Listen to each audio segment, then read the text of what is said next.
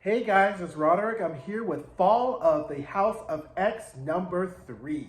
So, I don't know how they're going to top, Fall of X number 2 because I thought that was just a fantastic issue. So, I kind of modulated my expectations for this.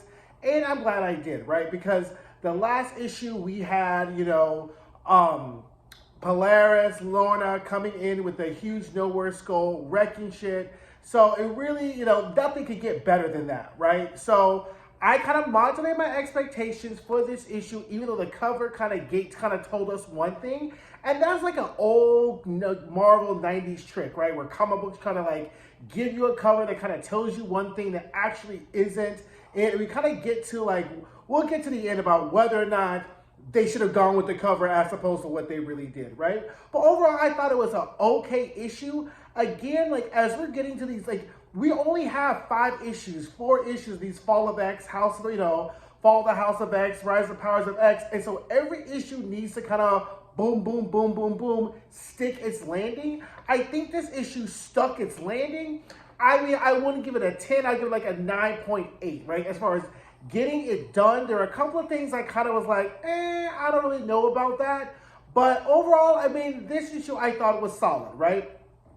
So we start off with Juggernaut, and he is really dead 10 toes down, really trying to save Krakoa. And I just feel so bad for this Krakoa living tree that has given its life. It's like literally the mutant version of the Giving Tree, right? It's given an island, it's given people languages, it's given people pods, whatever they wanted to do. And now it is in the desert, in the plains, being drugged by Juggernaut, who's trying to save her from the fucking horrible Orcus people, right? And the Orcus, of course, shows up in a repurposed shield helicraft, which really, again, tells you how much Orcus has just infiltrated so much of American, military society and how they were evil, between Fei Long and Dr. Orcus and Dr. Devo, how they have really been able just to take over. So then they're attacking, Juggernaut and Krakoa, and I'm just like, oh my God, poor Krakoa, right? So then we get Scott and Dr. Gregor, right? So remember from the last issue, they're about to execute Scott, and then Dr. Gregor shows up, Dusty Machina, and saves Scott at the last minute and is like, do you know about Sentinel City? So they're underground, and the cat comes to Paris. And Scott is like, yeah, we're about 10 meters down from the humidity. We can tell we're about this far from the sun. And she's like, how do you know this? He's like, I'm Scott motherfucking Summers. That's why. She's like, well, you could have escaped anytime. Duh, bitch. I was just waiting, right? So then some soldiers show up in the tunnel. He blasts them. And he was like, look, I was just waiting for you to come around because I've been telling you we have more in common than you think, right? I lost my wife because of, all your orcish-ish. You lost your husband because we kind of jumped the gun. Now, let's be clear. If you go back to the House of Powers of X, she didn't have to lose her husband. The plan was for all of them to really be dead, right? The plan was for the X-Men to land on that Mother Mole satellite by the sun. They're going to disable it, probably destroy it, do whatever, and then be done. I don't think at that point the X-Men were going to kill the humans. If the satellite had kind of fallen into the sun, all they wanted was to destroy Muggamold. It was Dr. Gregor who took out shotguns, mind you, who killed that first iteration of Scott. It was Dr. Gregor's husband who decided that he was going to take the muties with him and decided to blow them up. No one told her husband to be Captain Save-A-Ho and put explosives when the X-Men were about to land. He just could have let them have it. They all could have gotten their escape pods and lived another day and let the mutants destroy, the Mother Mold. But no. So really, I don't really feel bad about Dr. Gregor and her fate. I do think it's extreme to okay, my husband dies. I'm going to create this horrible AI that's going to end up gooping me at the end, right? But that's what karma is.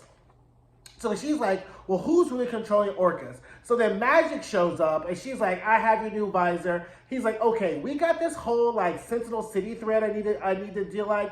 Are y'all okay, taking care of Krakoa while I go with Dr. Gregor doing this? She's like, we got this. Everybody's on it, right? So Scott and Dr. Gregor leave, right? Now, meanwhile, on Arakko, Apocalypse is getting all the Araki and all the exiles. So remember, they've exiled all the mutants who were like, either you stay, if you stay, you got to get injected and lose your mutant powers, or you get in the ship and you got to go to Mars, right? So remember, the Iraqi don't really fuck with regular mutants anyway, so they're figuring, and also at the time, during the Genesis War, when there was a civil war going on, and the Orchestras figured that most of the mutants would kill themselves anyway, right? But of course, they didn't think that Mother Storm will remain triumph and like squash the whole thing, right? So Apocalypse was like, who wants to join me? And then all of a sudden, Manifold, Rogue, and Gambit show up with the Sword Station, which is kind of full circle if you go back to the Planet X issue where Jean and Quentin Quire and Jimmy Braddock are actually creating the Sword Station. You know, it came out of design like Jimmy Braddock, like literally like it came out his stomach, and then Jean lifts it into the air. Magneto grabs it and puts it into the orbit, and we had the whole Sword series for a while, which had some good potential. And I think all it did was kind of establish how important Manifold was going to be. Anyway, Manifold shows up, leads everybody into the station, and Rogue's like, look, y'all ain't gotta go with us, because you know we're about to fight, but if you want to stay, we think you should kind of come with us, because these like Mars, Iraqi people, you probably ain't that safe, right? So then they get up, and then Manifold then has the universe, puts it right back on top of Station 3, and it creates like this big X in the sky, right? And as like Rogue is looking at this big X, she thinks and remembers Destiny's prophecy. Now here's the prophecy she says. There will be much death and destruction that will culminate with a giant X in the heavens. We got that part. The two stations make an X, right? Kings clashing in white after the death of the Red Queen. The stars will be ripped in half. Poisoning lies from a false captain. His rank earned. The fool who speaks the truth will pay the price, okay? So let's break this down for a second, okay? Kings clashing in white after the death of the Red Queen. I think the Red Queen was the death of Jean, right? So after Jean left, there was kings clashing in white. So the only other Red Queen would be Kate, right? But I don't think she's being literal here. I think she's really referring to the Jean's death and kind of kings clashing in white. I don't know what that really means. Drop down in the comments if you have thoughts, right? The stars be ripped up in half.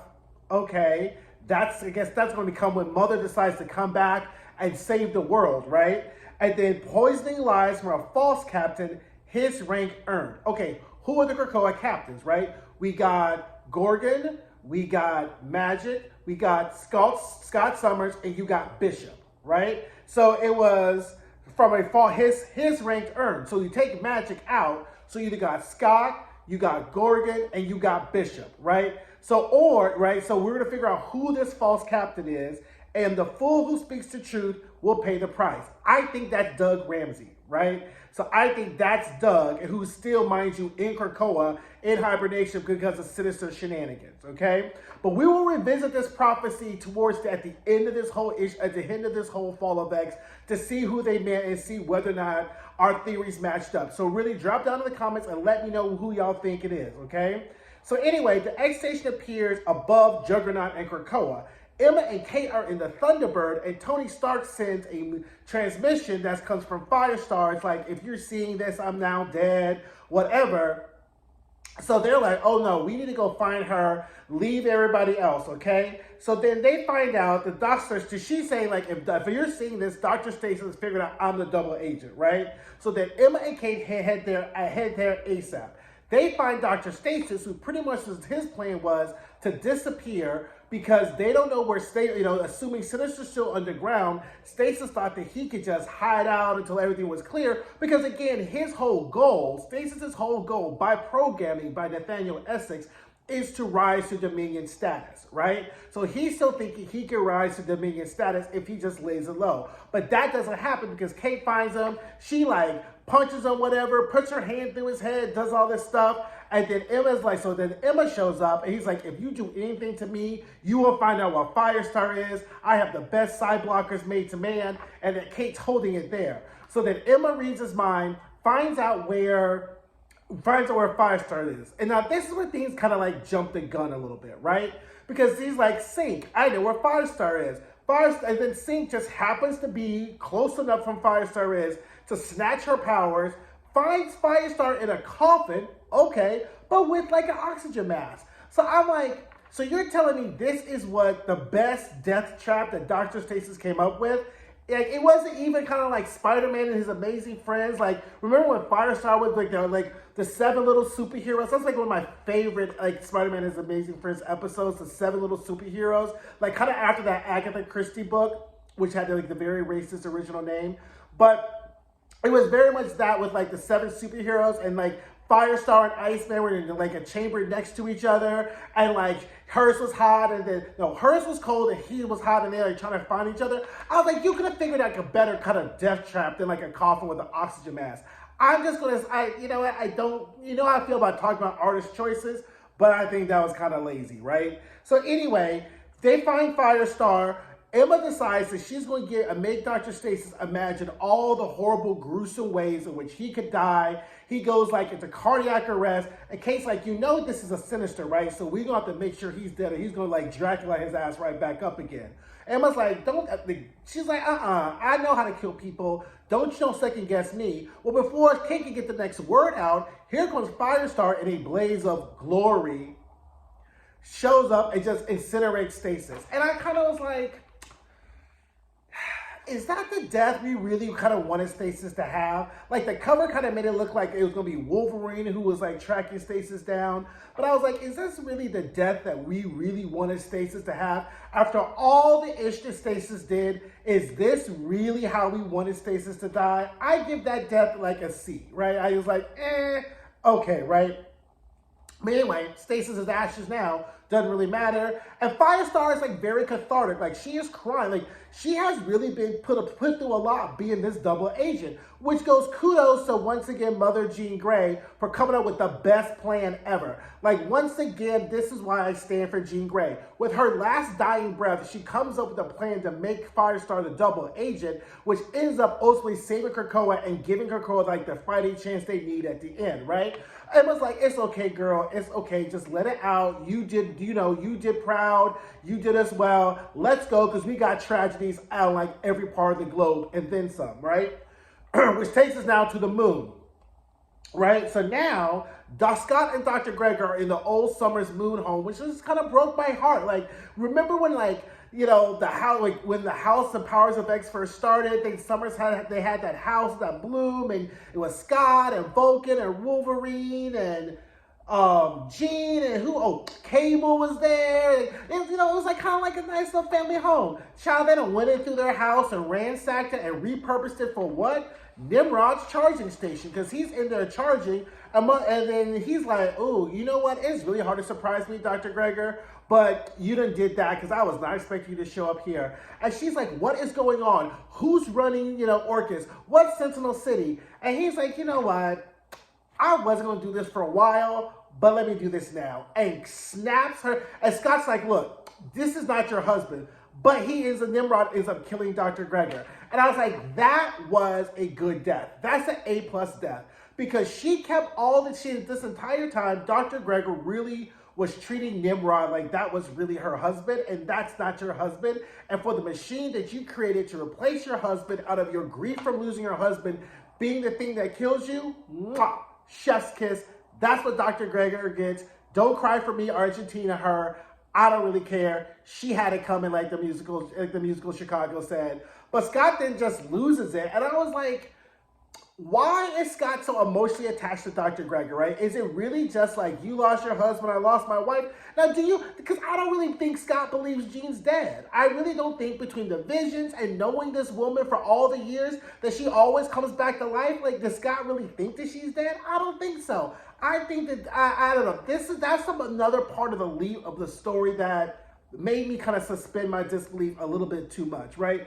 Like, I get it that, like, Scott of all the X-Men are raised to be compassionate to humans, but at the end of the day, we just heard, like, a couple of issues at the end of X-Men where Scott was, like, dragging humans for filth and how horrible they are, right? So I just don't think that human connection that they're trying to establish that Scott had with Dr. Gregor, they did enough work to make us believe that it was possible, right? It was just kind of like, because I don't think, he thinks his wife is dead. I don't think he cared that much about Dr. Gregor. Because as he established, she could have left anyway, and he was just staying there getting information, right?